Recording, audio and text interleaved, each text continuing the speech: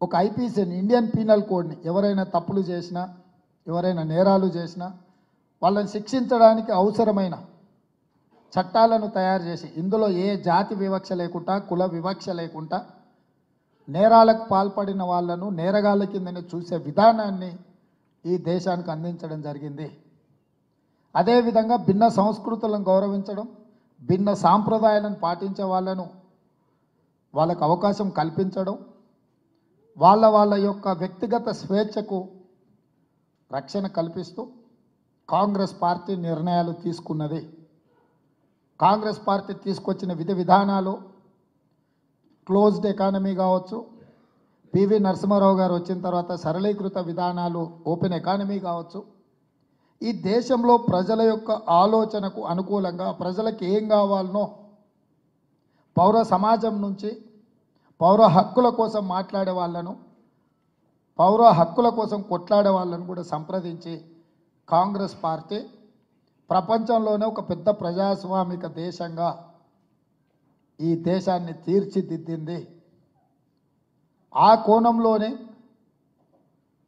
ఉమ్మడి రాష్ట్ర ఏర్పాటు ప్రక్రియలో జరిగిన కొన్ని తప్పిదాలను, 60 సంవత్సరాల ప్రజల యొక్క ఆకాంక్షను, ఈ ప్రాంత ప్రజల యొక్క హక్కులను కాపాడడానికి ఒక ప్రాంతంలో పార్టీ పూర్తిగా మనుగడ కోల్పోయి కేంద్రంలో అధికారం పోయి తెలంగాణలో ఒడిదుడుకులు ఎదుర్కొన్నా కూడా ప్రజల యొక్క పోరాటానికి ప్రజాస్వామిక విలువలను కాపాడడానికి తెలంగాణ రాష్ట్రం ఇవ్వడం జరిగింది.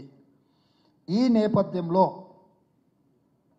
భారతీయ జనతా పార్టీ 2014-2019 ఎన్డీఏ కూటమి ప్రభుత్వాన్ని ఏర్పాటు చేసి క్రమక్రమంగా సంస్థల్ని, వ్యవస్థల్ని, వ్యక్తులను అన్నిటిని చెరబడుతూ ఈరోజు రాజ్యాంగాన్ని మారుస్తాం, రిజర్వేషన్లు రద్దు చేస్తామని బర్తెగింపుకు ప్రధానమంత్రి గారు భారతీయ జనతా పార్టీ నిర్ణయం తీసుకునే పరిస్థితిలో ఈ ఎన్నికలు జరుగుతున్నాయి.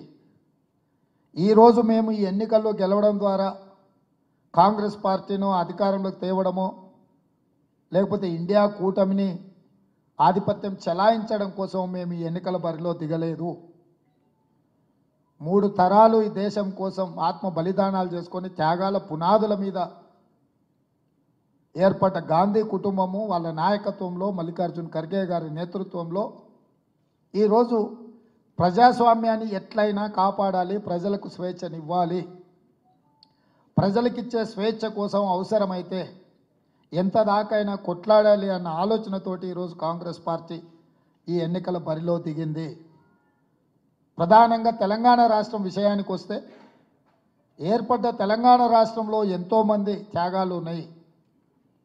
ఒక రాజకీయ పార్టీ ఈ త్యాగాలను అన్నిటిని కూడా వినియోగించుకొని ఈ త్యాగాల పునాదుల మీద ఒక వ్యక్తి తన రాజకీయ పార్టీని విస్తరించుకొని ఉద్యమానికి రాజకీయ పార్టీకి తేడా లేకుండా నిస్వార్థంగా ఉద్యమం చేసిన, నిస్వార్థంగా తమ ప్రాణాలను ఫణంగా పెట్టి రాష్ట్రాన్ని సాధించిన ప్రయోజనాలన్నిటిని కూడా ఒక వ్యక్తి, ఒక కుటుంబము సంపూర్ణంగా అనుభవించి ఈ తెలంగాణ రాష్ట్రాన్ని అధోగతి పాలు చేసిన సందర్భంలో ప్రజలందరూ కూడుకొని ఇక ఈ కుటుంబము, ఈ పార్టీ పరిపాలనకు సరిపోదు అని తెలంగాణ సమాజం తిరస్కరించి మొన్న డిసెంబర్లో ఒక తీర్పు ఇచ్చిండ్రు. ఈరోజు ఆ కుటుంబము నిస్సహాయంగా లేదా వ్యూహాత్మకంగా లేదా అవసరాల మేరకు రాజకీయ బేరసారాలలో భాగంగా తెలంగాణ సమాజాన్ని, ఈ సమాజాన్ని నిట్ట నిలువుగా చీల్చాలనుకుంటున్న భారతీయ జనతా పార్టీకి అప్పగించడానికి సన్నాహక సమావేశాలన్నీ పూర్తి చేసి రాబోయే ఎన్నికలలో భారతీయ జనతా పార్టీకి రాష్ట్రాన్ని అప్పగించడానికి ఒక కుట్ర జరుగుతుంది.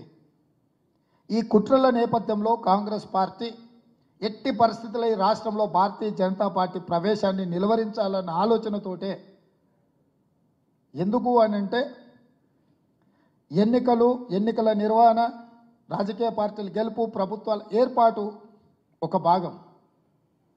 కానీ ఇందులో గెలవడానికి మతాలను విభజించడం, భాషల మధ్యలో విభేదాలు సృష్టించడం, వ్యక్తుల మధ్యలో విషం చిమ్మడం అనే విధానాన్ని భారతీయ జనతా పార్టీ ఏదైతే తీసుకుంటుందో ఇది తెలంగాణ సమాజానికి మంచిది కాదు. ఎక్కడైతే భారతీయ జనతా పార్టీ అధికారంలో ఉందో ఆ రాష్ట్రం అభివృద్ధి జరగడం లేదు. ఉదాహరణ నేను ఉత్తరప్రదేశ్ను చెప్పదలుచుకున్నా. అబ్సల్యూట్ మెజారిటీతోని గవర్నమెంట్ ఏర్పాటు చేసిన ఉత్తరప్రదేశ్ ఢిల్లీ పార్లమెంటు నుంచి 25 నిమిషాలలో నోయిడా వస్తుంది. మీరు ఒక్కసారి నోయిడాను చూడండి. పెట్టుబడులకు లేదా అంతర్జాతీయ నగరంగా పేరు పొందిన ఢిల్లీ ఎయిర్పోర్టు నుంచి లేదా పార్లమెంటు నుంచి కూతవేటు దూరంలో ఉన్నా కూడా ఉత్తరప్రదేశ్లో పెట్టుబడులు రావడం లేదు.